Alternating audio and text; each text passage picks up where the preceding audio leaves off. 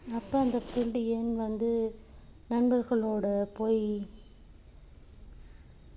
தாக்கையிலான்னு சொல்லிட்டு என்ன செஞ்சுருக்கான், அவன் தூக்கு போட்டு செத்துருக்கான். அன்றைய தருணம் அவர் ஃப்ரெண்ட்ஸோடு போய் பார்க்கலன்ற ஒரு ஆவல் ஒரு பக்கம் இருந்தாலும், அப்பா கேட்டோன்னே காசு கொடுக்கலையே என்ற கோபத்தில் தூக்கு போட்டு செத்துருக்கார்.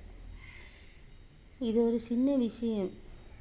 உண்மையாகவே தகப்பன் அவர் என்ன கேட்டாலும் வாங்கி கொடுக்குறவராம். அவரோட கஷ்டம் அந்த பிள்ளைக்கு தெரிஞ்சிருக்கா இல்லை என்னன்னு தெரியலை.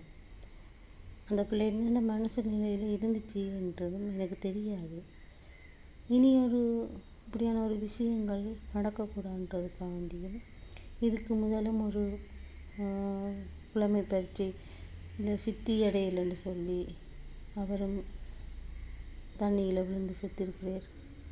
அப்போ நான் உங்களோட எல்லாருக்கும் ஒரு உதாரணம் என்னென்னு சொன்னால், உங்கள்கிட்ட சின்ன ஆக்களாக இருக்கட்டும் பெரிய ஆக்களாக இருக்கட்டும், உங்களோட காதல் இல்லாட்டி திருமணம் ஏதோ ஒரு வகையில் கடன் ஏதோ ஒரு வகையில் நீங்கள் மாட்டியிருக்கலாம். அந்த பிரச்சனைக்கு தீர்வு தற்கொலை இல்லை. தயவு செய்து உங்களோட உயிரை நம்ம திரும்பி வாங்கிடலாம். உங்களோட அம்மா அப்பா கூட கஷ்டப்பட்டு உங்களை பெற்று வளர்த்து எடுக்க நீங்கள் ஒரு சின்ன சின்ன விஷயங்களுக்கு தூக்கு போடுறதுன்றது ஒரு பிழையான விஷயம். இப்போ ஒரு பொம்பளை பிள்ளைய பாலியல் வன்முறைக்குள்ளாக்கியும் தற்கொலை செய்கிற வேலையும் இருக்கு. நீங்கள் அதுக்குள்ளே போயிடக்கூடாது. இப்படி தப்பி தவறி நடந்ததுன்னா இப்போ நிறைய சட்டங்கள் இருக்குது. அப்போ உங்களோட ஒவ்வொரு விஷயங்கள்லையும் நீங்கள் கவனமாக இருங்க. உங்களோட உயிரை திரும்பி பெற இயலாது. தற்கொலை செய்ய வேணாம். அது பிழையான விஷயம். இதுலேருந்து நீங்கள் மீண்டு வாங்க.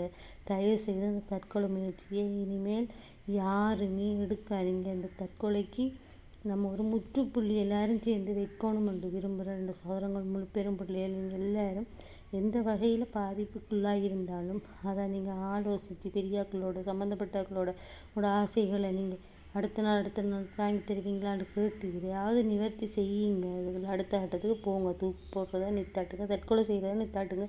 தயவு செய்து நித்தாட்டுங்க என்று கேட்டு இந்த பதிவை நான் நிறைவு செய்கிறேன். உண்மையாகவே எனக்கு இதை பற்றி சொல்லும்போது வார்த்தை இல்லாமல் இருக்குது. அதனால தான் அதை சொல்கிறேன். நன்றி. ஈழத்து கவிமுரசு வாணி செல்வராஜா. நன்றி, வணக்கம்.